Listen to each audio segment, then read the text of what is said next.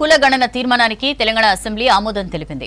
కులగణన తీర్మానాన్ని అసెంబ్లీ ఏకగ్రీవంగా ఆమోదించింది. చట్టబద్ధత లేకుంటే శూన్యమని విపక్షాలంటే అందరి సలహాలతోనే ముందుకెళ్తామన్నారు బీసీ మంత్రి పొన్నం.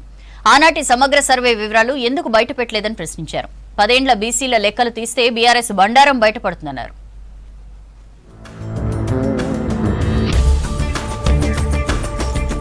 సమగ్ర కులగణన సామాజిక ఆర్థిక ఇంటింటి సర్వే తీర్మానంపై తెలంగాణ అసెంబ్లీలో వాడి వేడి చర్చ సాగింది. కులగణన తీర్మానాన్ని సభలో బీసీ సంక్షేమ శాఖ మంత్రి పొన్నం ప్రభాకర్ ప్రవేశపెట్టారు. కులగణనతో అన్ని వర్గాలకు న్యాయం చేస్తామని హామీ ఇచ్చారు. దీనిపై రాజకీయాలు చేయవద్దని ప్రతిపక్షాలకు సూచించారు. కులగణనపై ఎవరికి ఎలాంటి అనుమానాలు అవసరం లేదని, అన్ని పార్టీల సలహాలు సూచనలు తీసుకుంటామని భరోసా ఇచ్చారు. ఆనాటి సమగ్ర సర్వే వివరాలను బీఆర్ఎస్ బయట పెడితే తమకు ఖర్చు తగ్గుతుందన్నారు.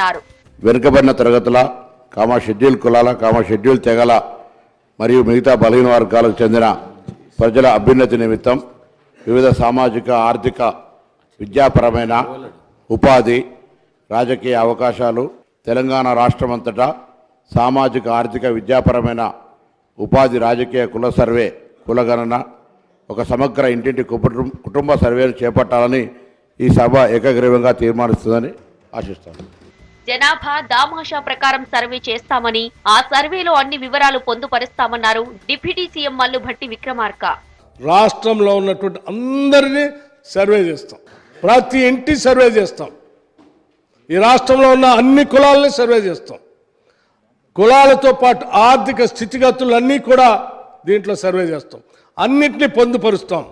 చట్టబద్ధత ఉంటేనే కులగణనకు అర్థం ఉంటుందని, చట్టబద్ధత లేకపోతే కులగణన సఫలం కాదన్నారు మాజీ మంత్రి కేటీఆర్. బీసీల డిక్లరేషన్ లో ఉన్న అన్ని అంశాలను అమలు చేయాలని, అప్పుడే కులగణన సఫలం అవుతుందని చెప్పారు.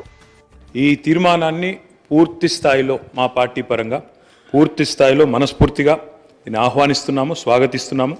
ప్రభుత్వానికి అభినందనలు కూడా హృదయపూర్వకంగా తెలియజేస్తున్నాం. సార్, మీరు తదుపరి మీరు చెప్పిన బీసీ డిక్లరేషన్లోని ఆ అంశాలన్నీ కూడా అమలు కావాలని మనస్ఫూర్తిగా ఆశిస్తూ ఆకాంక్షిస్తూ ఇది ఫలవంతం కావాలి అంటే ఒక పని చేయాలి అధ్యక్ష, బిల్లు ప్రవేశపెట్టండి. చట్టబద్ధత ఉంటేనే ఈ కార్యక్రమం ఫలవంతం అవుతుంది తప్ప లేకపోతే విఫలం అవుతుంది.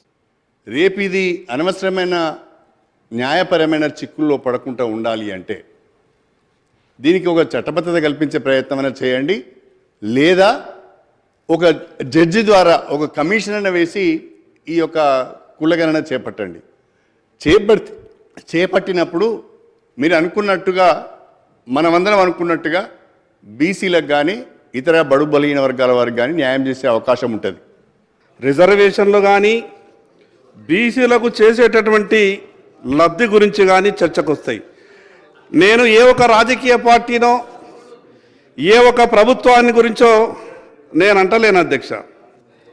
బడ్జెట్లో కేటాయింపులు కూడా ముందుగా ఈ బీసీ కులగణన తీర్మానాన్ని ప్రవేశపెట్టినందుకు ప్రభుత్వాన్ని మనస్ఫూర్తిగా నేను అభినందిస్తున్నా. సార్, బీసీ కులగణన విషయంలో తమ ప్రభుత్వం చిత్తశుద్ధిని శంకించాల్సిన అవసరం లేదన్నారు సీఎం రేవంత్ రెడ్డి. పాలితులుగా ఉన్నవారిని పాలకులుగా తయారు చేయడమే తమ ఉద్దేశమని చెప్పారు. మీ అనుభవాన్ని ఉపయోగించి ఈ ప్రభుత్వానికి మీరేమైనా సూచన చేస్తా అంటే, మిత్రుడు గంగుల కమలాకర్ గారు కూడా మొన్నటి వరకు మంత్రిగా ఉన్నారు. వారి అనుమానాలతో పాటు అనుమానాలను అడగడాన్ని మేము అభ్యంతరం పెడతలేము. మీ అనుభవంతో పాటు ఈ ప్రభుత్వానికి సూచన చేయండి. ఈరోజు సభలో కూడా మేం ప్రవేశపెట్టినాం, మీరు అడగలే, మేమే ముందుకు వచ్చినాం. అంటే ఇక్కడ ఈ మంత్రివర్గ తీర్మానం కానీ సభలో ప్రవేశపెట్టిన తీర్మానం కానీ ఇవన్నీ స్వయంగా మేము ముందుకు వచ్చి చేస్తున్నాము. మొత్తంగా రాష్ట్ర ప్రభుత్వం అసెంబ్లీలో ప్రవేశపెట్టిన కులగణన తీర్మానానికి ప్రతిపక్ష సభ్యులు కూడా ఆమోదం తెలిపారు. దీంతో సభ ఏకగ్రీవంగా ఆమోదించింది. రేపు ఇరిగేషన్ పై సభలో శ్వేతపత్రం విడుదల చేయనుంది సర్కార్. షెడ్యూల్ ప్రకారం ఇవాళ విడుదల చేయాల్సి ఉండగా సభ్యుల విజ్ఞప్తితో రేపటికి వాయిదా వేశారు.